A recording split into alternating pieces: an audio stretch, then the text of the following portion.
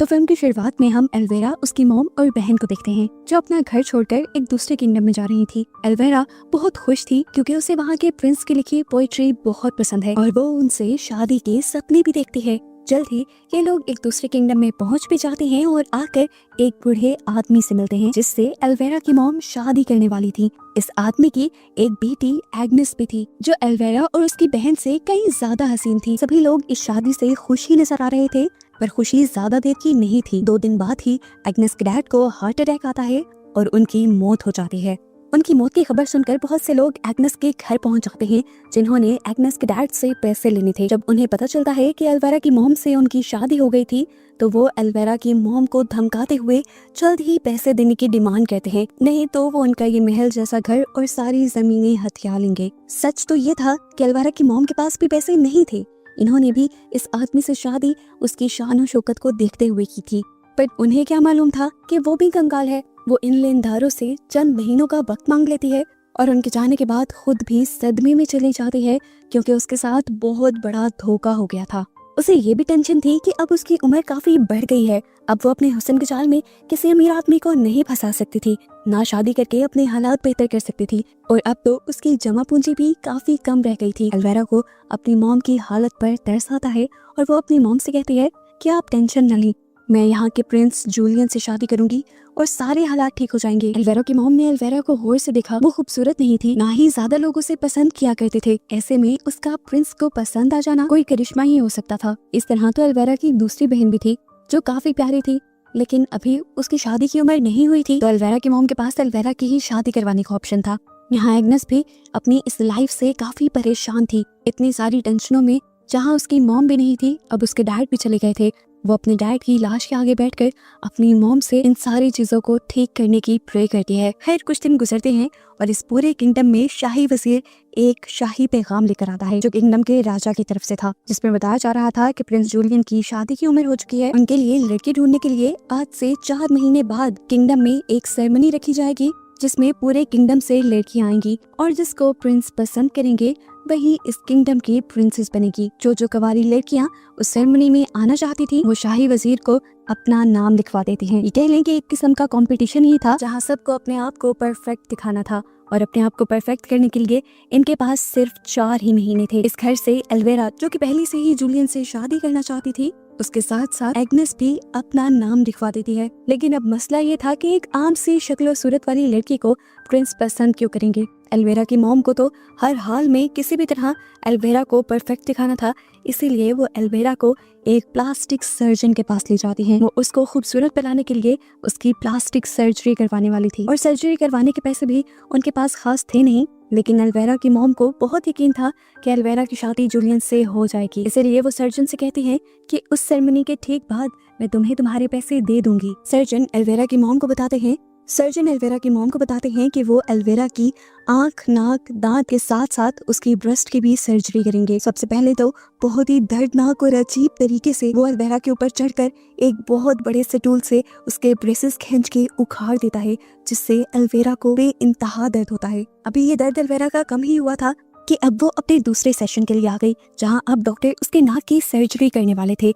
वो उसकी नाक को दरमियान से काटकर हड्डी छोटी करके साइड से भी उसकी नाक को पतला करके नाक के ऊपर अजीब लोहे का मास्क लगा देते हैं, जिससे उसकी नाक खड़ी रहे और जल्दी शेप में आ जाए। ये सारा प्रोसेस इंतहाई दर्दनाक था, लेकिन एल्वेरा सिर्फ खूबसूरत बनने के लिए सह रही थी। खूबसूरती के साथ साथ एल्वेरा की शाही ट्रेनिंग भी जरूरी थी, इसीलिए उन्हें एक ऐसे स्कूल में लेकर जाया जाता है जहां पर मैनर्स और बॉल डांस सिखाया जाना था। इसी स्कूल में हम देखते हैं कि एग्नेस पहले से ही आ चुकी थी। मिस सोफी आकर सबको बताती हैं कि वो और उनके साथ ही उनको मैनर्स सिखाएंगे, चलने फिरने के, बोलने के और उठने बैठने के, और साथ में बॉल डांस भी। पर इतनी मेहनत के बाद भी सब लड़कियां उस सेरेमनी में नहीं जा पाएंगी।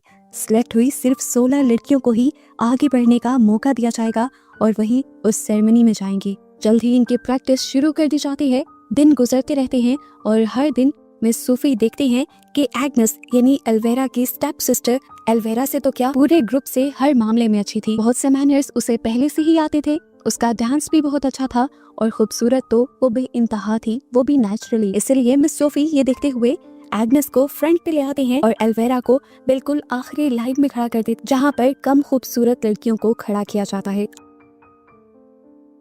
अब एग्नेस और एल्वेरा घर आ जाते हैं और एग्नेस एल्वेरा की मॉम से रिक्वेस्ट करती हैं कि अब हमें मेरे डैड का फ्यूनरल कर देना चाहिए, हमें उनकी बॉडी को दफनाने की ज़रूरत है क्योंकि उनकी बॉडी सड़ने लगी है। तो इसके जवाब में एल्वेरा की मॉम उससे कहती हैं, मेरे पास इतने पैसे नहीं कि मैं वो फ्यूनरल कर सकूं, मैं अपने बचे हुए पैसे अपनी बेटी पर खर्च करना चाहती हूँ और तुम्हारे डैड का फ्यूनरल तो अब एल्वेरा के सिलेक्ट होने के बाद ही होगा। एल्वेरा ये बात सुनकर ये समझ जाती है कि उसकी मॉम को उससे बहुत ज़्यादा एक्सपेक्टेशन है, इसीलिए वो ज़्यादा मेहनत करना भी शुरू कर देती है और आहिस्ता आहिस्ता पिछली लाइंस में से आगे आने लगती है। फाइनली इनकी ये 40 दिन की ट्रेनिंग भी कंप्लीट हो जाती है और आज वो दिन आ जाता है जब मिस सूफी और इनकी साथी ने उन 16 लड़कियों के नाम अनाउंस करने थे जो आखिर उस सेरेमनी में जाने के लिए सिलेक्ट हुई थी। एल्वेरा जब लिस्ट देखती है तो वो शौक रह जाती है कि एग्नेस का नाम इस लिस्ट में सबसे ऊपर था और एल्वेरा का नाम सबसे नीचे।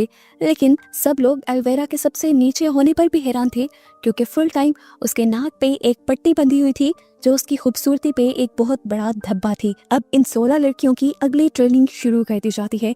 जब इन लड़कियों को पॉल डांस सिखाया जा रहा था तो एल्वेरा इतने अच्छे से वो नहीं कर पा रही थी जितने अच्छे से एग्नेस कर रही थी, इसीलिए एल्वेरा को वो पीछे कर देती है और यहाँ पर एल्वेरा फील करती है कि मिस सोफी उसके साथ काफी रूड हो रही हैं और यहाँ पर मिस सोफी उसे बता भी देती है कि तुम्हारा सिलेक्शन यहाँ तुम्हारे बल पे नहीं हुआ बल्कि तुम्हारी मॉम के पैसों के बल पे हुआ है, तुम्हारी मॉम ने तुम्हारा सिलेक्शन करवाने के लिए पैसे दिए थे। ये सुनकर एल्वेरा और दुखी हो जाती है क्योंकि उसमें वो बात ही नहीं थी जो किसी को पसंद आए। घर पर एल्वेरा की मॉम एल्वेरा के लिए एक डिजाइनर को बुलवाती हैं ताकि उसके लिए बेहतरीन से बेहतरीन सूट बनाए जा सके, लेकिन यहाँ पर देखा जाता है कि एल्वेरा काफी मोटी है क्योंकि वो बहुत ज्यादा खाना खाती थी। अब डिजाइनर एल्वेरा की मॉम से कहते हैं कि अगर उसे खूबसूरत कपड़े पहनने हैं तो उसे पतला होना पड़ेगा, इसीलिए एल्वेरा की मॉम उसे डाइट करवाना शुरू कर देती हैं और खाने में सिर्फ उसे नींबू पानी देती हैं ताकि जल्द ही उसका वेट लॉस हो। अगले दिन हम देखते हैं कि मिस सोफी 16 की 16 लड़कियों से अलग-अलग मिल रही थी।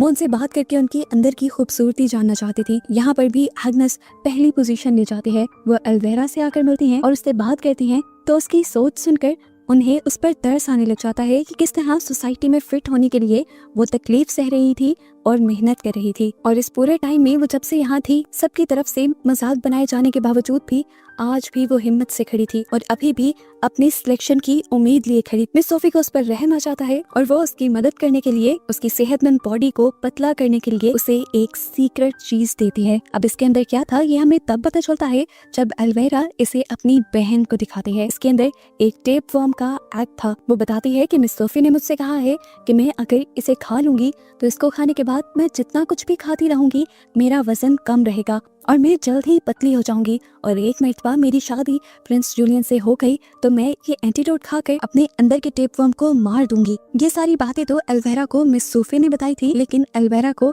इसके नुकसान नहीं पता थे जो आगे जाकर दिखने वाले थे। एल्वेरा की बहन को कहीं ना कहीं उसके नुकसान का अंदाजा था। वो एल्वेरा को मना भी करती है ये खाने से, लेकिन एल्वेरा को हर हाल में प्रिंस जूलियन से शादी करनी थी, इसीलिए वो इस एग को बिना सोचे समझे खा लेती है। इतने में ही यहीं पर प्रिंस जूलियन अपने दोस्तों के साथ शिकार करने के लिए आ जाते हैं, जिन्हें देखकर वो एक और मर्तबा प्रिंस के साथ रहने के सपने सजाने लगती है। प्रिंस के जाने के बाद जब ये लोग घर के रास्ते में होते हैं तो एल्वेरा देखती है कि एग्नेस यानी उसकी स्टेप सिस्टर उनके ही नौकर के साथ थी। ये देखकर उसे गुस्सा आ जाता है और वो ये बात जाकर अपनी मॉम को बता देती है। एल्वेरा की मॉम को उसके ऊपर बहुत गुस्सा आता है। वो उसे उसकी इस गलती की सजा मार के भी देती हैं और फिर उससे भी बुरा काम ये कर देती हैं कि उसे अपने ही घर में नौकर बना देती हैं और उसे घर में कैद रहने को भी कह देती हैं। अपनी मॉम के इस फैसले से एल्वेरा बहुत ज्यादा खुश थी क्योंकि वो जानती थी कि उसके लिए उसकी सबसे बड़ी कॉम्पिटिटर यानी उसकी सबसे बड़ी दुश्मन मुकाबलेबाज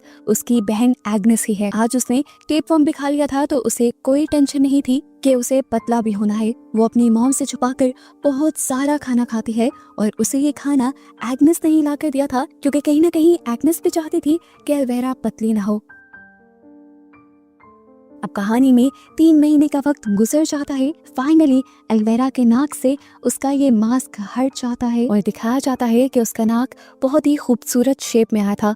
उसकी सर्जरी कामयाब हो गई थी और वो पहले से कहीं ज्यादा खूबसूरत दिखने लगी थी। एल्वेरा पूरे जोश से उस सेरेमनी में जाने की तैयारी कर रही थी, जबकि एग्नेस घर में नौकरों की तरह काम कर रही थी। यहाँ तक कि वो अपनी गाय का दूध भी खुद निकालती है। उसकी ऐसी हालत को देखते हुए एल्वेरा को अंदर से खुशी महसूस हो रही थी। फिर नाक की सर्जरी कंप्लीट होने के बाद एल्वेरा की मॉम उसे दोबारा प्लास्टिक सर्जन के पास लेकर जाती हैं और एल्वेरा एक और मर्तबा एक दर्दनाक प्रोसेस से गुजरती है। डॉक्टर उसकी आंखों में धागों और सुइयों के जरिए आर्टिफिशियल लैशेस लगाता है, जिसकी वजह से कई दिन तक उसकी आंखों पे पट्टी बंधी रहती है और वो काफी भद्दी दिखती है। और फिर उसकी ब्रेस्ट की भी सर्जरी की जाती है। इतने दर्दनाक प्रोसेस से गुजरने के बाद एल्वेरा की हालत बहुत ज्यादा बुरी होने लगी थी। वो अपने आप को काफी कमजोर फील कर रही थी और उसे जरूरत से ज्यादा भूख लगने लगी थी। वो एग्नेस से बहुत ज्यादा खाना मांगती है और एग्नेस भी अपनी मॉम के मना करने के बावजूद उसे खाना देती रहती है। दूसरी तरफ स्कूल में दिखाया जाता है कि मिस सोफी और उनकी पार्टनर बहुत ज्यादा परेशान है एग्नेस के ना आने की वजह से,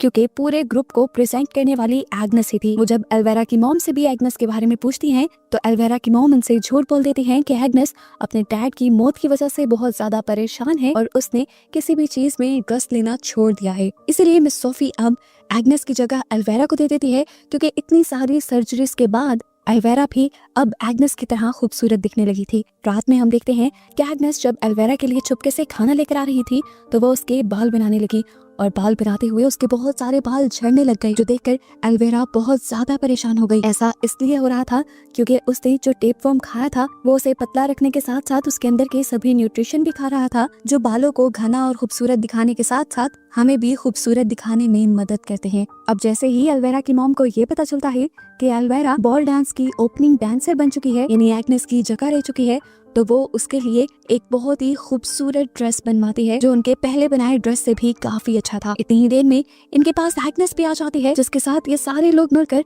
बहुत बुरा सलूक करते हैं, क्योंकि एग्नेस को देखकर ये सारे जल रहे थे। एग्नेस के पास नेचुरल खूबसूरती जो थी, डिजाइनर एल्वेरा को जब ड्रेस पहना रहा था तब उसे भी पता चल गया कि एल्वेरा के बाल झड़ रहे हैं, इसीलिए वो एल्वेरा के लिए एक विग भी बना लाता है, जिससे उसकी इस बदसूरती को भी छुपाया जा सके। यहाँ एग्नेस ने भी अब फैसला कर लिया था कि वो बॉल डांस में जाएगी जरूर, इसीलिए वो अपनी मॉम का बॉल डांस गाउन निकाल लेती है। ये गाउन बहुत ही ज्यादा खूबसूरत थी और कीमती भी, क्योंकि किसी टाइम पर एग्नेस की मॉम यहाँ की सबसे खूबसूरत और सबसे अमीर लेडी हुआ करती थी। एल्वेरा की नजर जैसे ही उसके इस गाउन पे पड़ती है तो वो जलसी से पागल हो जाती है और पकड़कर उसका पूरा गाउन ही फाड़ देती है। अपने गाउन के फटते ही एग्नेस पूरी तरह से टूट गई थी। वो अपने गाउन को लेकर अपनी डैड की सड़ती हुई बॉडी के पास जाकर रोने लग जाती है, क्योंकि उसके पास अब कोई और चारा नहीं था इस कैद से निकलने का। उसको रोता हुआ देखकर यहाँ रोशनी में उसकी असली मॉम की सोल आ जाती है, जिनको उसकी हालत पे रहम आ गया था। वो उसे जादुई जूते देती है और वही सिंड्रेला वाली शर्तें उसे बताती है कि तुम ये पहनकर बॉल डांस में जाना। जैसे ही तुम इसे पहनोगी, बाहर एक कद्दू तुम्हारे लिए एक काठी में बदल जाएगा और तुम्हें महल तक ले जाएगा। लेकिन याद रखना, 12 बजते ही सारी चीजें अपनी असल शक्ल में आ जाएंगी और तुम वहाँ से भाग आना। लेकिन कहानी में एक छोटा सा चेंज ये था कि एग्नेस की मॉम ने उससे अपना मुंह छुपाने की भी शर्त रखी थी। इस चीज से एग्नेस काफी खुश हो जाती है और जब वो यहाँ से जाती है तो हम देखते हैं कि उसकी डैड की लाश के कीड़े उसके ड्रेस को भी वापस बुन बुन कर ठीक कर देते हैं। आखिर वो रात आ ही जाती है जिसका सबको इंतजार था। एल्वेरा बॉल डांस की ओपनिंग करती है और यहाँ पर मौजूद सभी लोग एल्वेरा की खूबसूरती में खो जाते हैं, ये जाने बगैर कि ये सारी खूबसूरती आर्टिफिशियल थी। प्रिंस जूलियन भी जब यहाँ आते हैं तो सारी लड़कियों को छोड़कर एल्वेरा को ही अपनी बॉल डांस पार्टनर के तौर पे चुनते हैं और डांस शुरू हो जाता है। अब एल्वेरा की वजह से एल्वेरा की मॉम को भी यहाँ पर मौजूद सभी अमीर लोग बहुत भाव दे रहे थे। एल्वेरा बहुत खुश थी, सब बिल्कुल ठीक चल रहा था, क्योंकि जैसा उसने सोचा था वैसा ही हो रहा था। उसकी मेहनत रंग ला रही थी, लेकिन बस ये सब कुछ ही लम्हे के लिए था, क्योंकि कुछ ही देर में यहाँ पर एक नकाब पहने खूबसूरत ब्लू गाउन में लड़की आ जाती है, जिसके इर्द गिर्द ऐसा जादुई माहौल था कि महफिल में मौजूद सभी लोग उसकी तरफ अट्रैक्ट हो गए और ना चाहते हुए भी प्रिंस एल्वेरा को छोड़कर उस लड़की के पास चला गया। जूलियन अब उस नकाब वाली लड़की के साथ यानी एग्नेस के साथ डांस करना शुरू कर देते हैं और जैसे ही डांस करते हुए प्रिंस एग्नेस के ऊपर झुकता है तो एग्नेस का भी नकाब उतर जाता है और एल्वेरा उसे पहचान लेती है कि ये एग्नेस है। एग्नेस जानती थी कि एल्वेरा अब कोई ना कोई उसके लिए मुसीबत खड़ी कर देगी, इसीलिए वो सब कुछ छोड़कर यहाँ से बाहर भागने लग जाती है। प्रिंस उसके पीछे भागता है उसे रोकने के लिए, लेकिन वो रुकती नहीं और बिल्कुल सिंड्रेला वाली कहानी की तरह उसका एक जूता सीढ़ियों पर ही रह जाता है, जिसे उठाकर किंग वापस अपने महल के अंदर आता है और ये ऐलान करता है कि ये जूता पूरे किंगडम की लड़कियों को पहना कर दिखाया जाएगा और जिसको ये जूता पूरा आएगा वही यहाँ की प्रिंसेस बनेगी। एल्वेरा उससे में घर आती है। वो जानती थी कि वो लड़की एग्नेस ही है और दूसरा जूता उसी के पास होगा, इसीलिए वो आते ही एग्नेस के ऊपर हमला कर देती है, उसे खूब मारती है और उसके पाँव से वो जूता निकाल लेती है। वो इस जूते को अपना बनाना चाहती थी, लेकिन जैसे ही वो इस जूते को पहनती है तो उसे पता चलता है कि इस जूते का साइज उसके लिए बहुत छोटा है। वो सोच जतन करती है, फिर भी ये जूता उसके पाँव में फिट नहीं आता। ये जूता उसे इसलिए भी पूरा नहीं आ रहा था क्योंकि ये एक जादुई जूता था जो सिर्फ एग्नेस के ही पाँव में पूरा आने वाला था, क्योंकि ये उसे एग्नेस की मॉम ने दिया था। लेकिन अनजान और जुनून में आई एल्वेरा इस जूते में पूरा आने के लिए अपना पाँव काटने का फैसला कर देती है और एक बड़ा सा चाकू लेकर जोर से अपने पाँव पे मारती है, जिससे उसकी सारी उंगलियां कट जाती हैं। उसे बहुत ज्यादा दर्द सहना पड़ता है, जिस दर्द से वो बेहोश भी हो जाती है।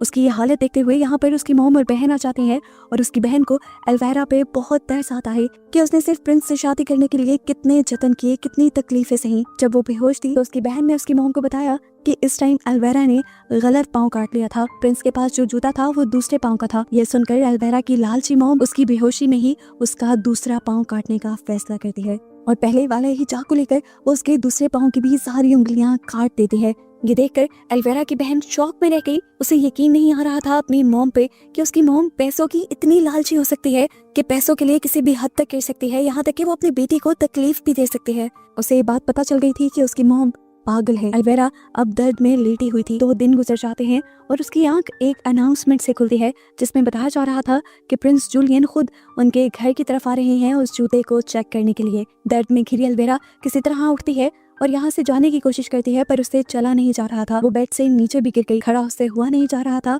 तो वो रेंगते रेंगते बाहर की तरफ आई। अब उसे सीढ़ियों से नीचे जाना था। वो जब घसीट कर नीचे उतरने की कोशिश करती है तो धड़ाधड़ सीढ़ियों से नीचे गिर जाती है और बहुत ज्यादा जख्मी हो जाती है। उसका मुंह उल्टा था और अपने उल्टे मुंह से वो देखती है कि एग्नेस वही गाउन पहने खड़ी थी जो गाउन उसने खुद एग्नेस का फाड़ा था, और अब वो गाउन पहले से कहीं ज्यादा खूबसूरत हो गया था। इतने में ही यहाँ पर प्रिंस जूलियन आ जाते हैं और सबसे जूता पहनने की रिक्वेस्ट करते हैं। एग्नेस वो जूता पहनती है और उसे वो जूता फिट भी आ जाता है, जिसकी वजह से प्रिंस जूलियन को ये पता चल जाता है कि उस दिन डांस करने वाली लड़की एग्नेस ही थी। वो उसके साथ शादी करने का फैसला करते हैं और उसको यहाँ से ले जाने लगते हैं। ये देखते हुए एल्वेरा फूट फूट कर रोने लग जाती है। उसके दुख का बुरा हाल था, उसने कितने दुख सहे, कितने जतन किए, लेकिन फिर भी वो प्रिंस को हासिल ना कर सकी।